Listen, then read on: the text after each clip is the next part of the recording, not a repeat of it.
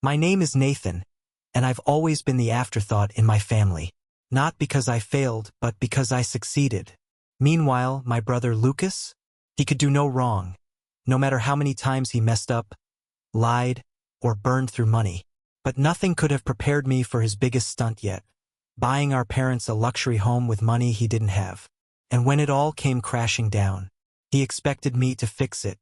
This time, I wasn't playing along.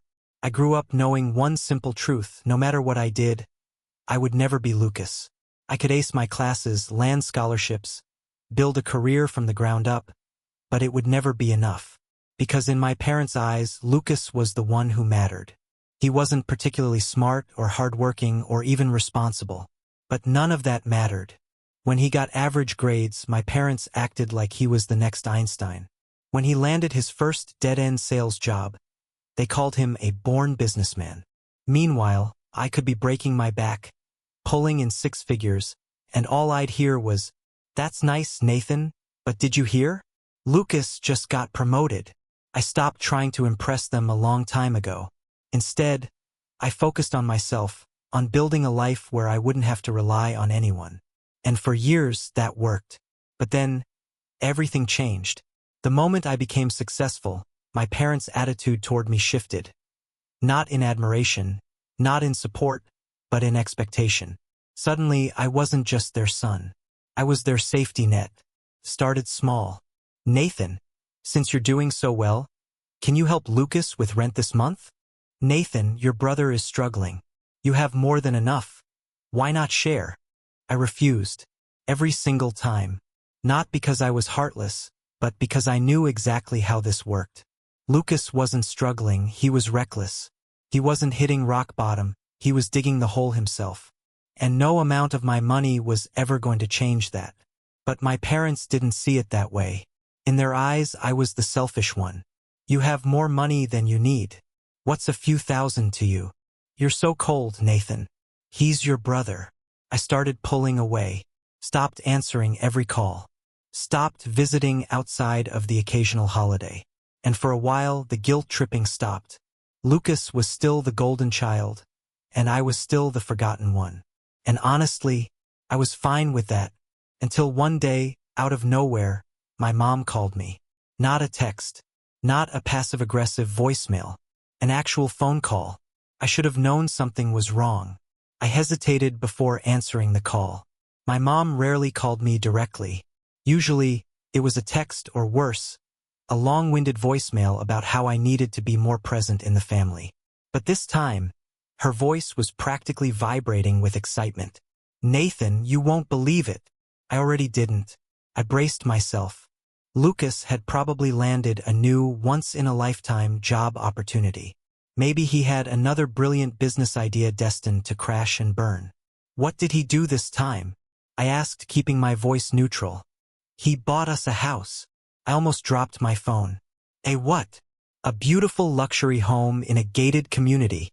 He surprised us with the keys today. Isn't that amazing?" I sat in stunned silence. Lucas, my brother who had never had more than a couple $100 in his account, had just bought a house? Not just any house, but a high-end property in a neighborhood where people actually had wealth. This didn't add up. I forced myself to sound normal. "Wow, that's generous of him." My dad chimed in, his voice full of pride. "See, Nathan, your brother is finally stepping up. He's thinking about the future. He's becoming responsible." Responsible. Lucas. Those two words didn't belong in the same sentence. Something was off. Way off. "So, how exactly did he afford this?" There was a pause, just long enough for me to know they didn't like the question. Then my mom laughed nervously. "Oh, he's been working hard, making smart decisions." Smart decisions? Lucas? That was all I needed to hear.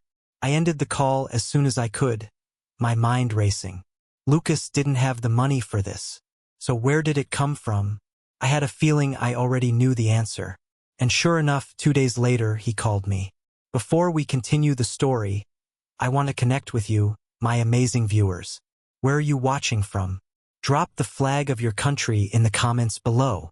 Let's see how far this story reaches. Now back to the chaos. 2 days later, my phone rang again. This time, it wasn't my mom. It was Lucas.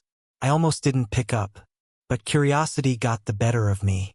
"Hey bro, how's it going?" His voice was way too cheerful, almost forced. I didn't bother with pleasantries. "What do you want, Lucas?" There was a dramatic sigh on the other end. "Wow. Can't a guy just call his little brother to chat?" I let the silence stretch out. After a few seconds, he caved. "Okay, fine. I do need a tiny favor."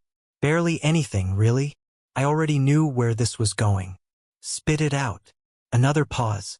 Then, finally, he said it. "So, the bank kinda needs the first mortgage payment soon, and I was thinking you could help me out?" There it was. I hung up. He called back almost immediately. I ignored it. Then came the text. "Dude, my call dropped. Weird timing, lol." Anyway, as I was saying, I left it on read.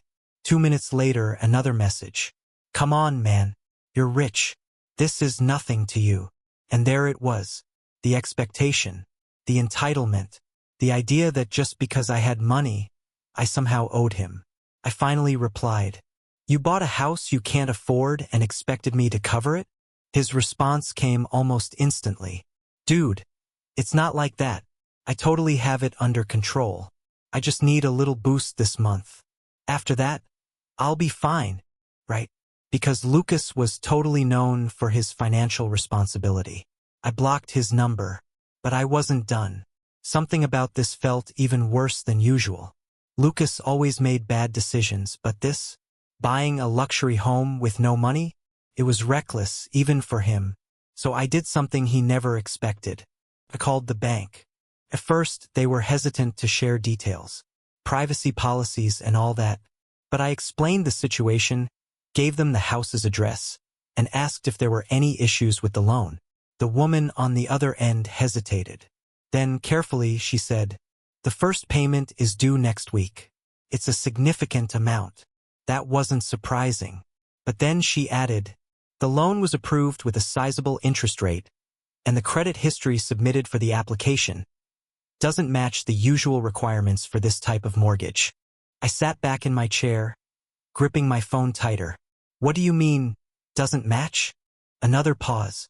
Then, in the most professional tone possible, she said, "There are inconsistencies. We've sent multiple reminders regarding the upcoming payment." I didn't need her to spell it out. Lucas had lied on his mortgage application, and now he was completely screwed. The worst part? He probably never planned on paying it off himself. That's where I came in. I thanked the woman for her help, hung up, and sat in silence. Lucas wasn't just in over his head, he was drowning, and he was expecting me to save him. Not this time. The next morning, my phone buzzed relentlessly. 3 missed calls from Mom. A long, guilt-ridden text. "Nathan, I don't understand why you're being so cold to your brother. He did something incredible for this family, and now he just needs a little support. You make more money than all of us combined. Are you really going to let your own brother struggle?" Oh, so now it wasn't about Lucas anymore. It was about me being the bad guy. Classic. An hour later, another text. This time from Dad. "Nathan, this is your chance to prove you care about family. You know how much this house means to your mother. We're not asking for much. Just a little help to get him started. Right? Not much. Just bailing Lucas out of a financial disaster of his own making." I didn't respond. Then, finally, Lucas himself tried again. His name flashed across my screen, and for the first time in days, I picked up. His voice was thick with frustration. "Are you serious right now? You're really just ignoring me." I stayed quiet, waiting. "Nathan, come on. I need you here. You're literally the only person who can help me out. You know this house means everything to Mom and Dad. They've been raving about it nonstop. And now they're going to lose it because of this stupid loan." I let his words hang in the air before I finally spoke. "No, Lucas. They're going to lose it because you lied." Silence. Then his voice dropped, quieter now. "You don't even care about me, do you?" I exhaled sharply. Maybe once, a long time ago, that line would have worked on me. Maybe I would have felt guilty, felt obligated to fix things. But not anymore. "Lucas," I said evenly, "you don't care about me.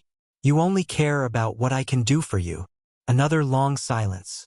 Then, bitterness crept into his tone. "I didn't think you'd be this kind of person. I guess I was wrong about you." And with that, he hung up. I stared at my phone for a long time, waiting for the usual wave of guilt to hit me. It never came. The next day, my parents tried one last time. My dad's voice was cold when I answered. "Nathan, you need to help your brother. This is your chance to show him you're there for him." "No, Dad," I said, my voice steady. "This is his chance to take responsibility for his own life." Mom's voice broke in, sharper now. "You're really going to let him fall?" I didn't even hesitate. "Yes." A long pause. Then, quietly, my dad said, "I don't know how I'm supposed to look at you after this." "That's your problem," I replied. And with that, I hung up. I expected to feel some kind of loss, some kind of regret. But all I felt was relief. For the first time in years, I was free. No more guilt. No more expectations. Just me living life on my own terms.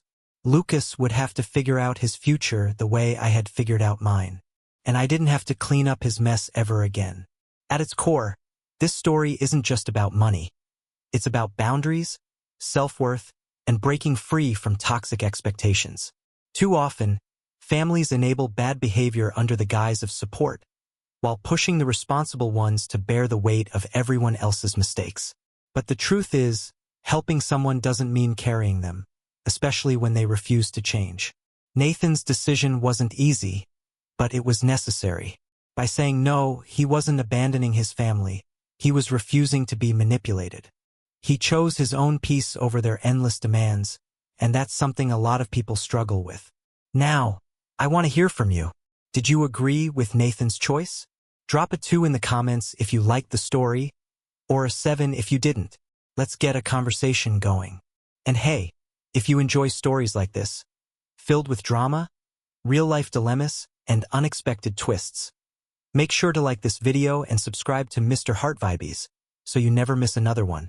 Your support helps bring these stories to life, and I truly appreciate every single one of you. See you in the comments.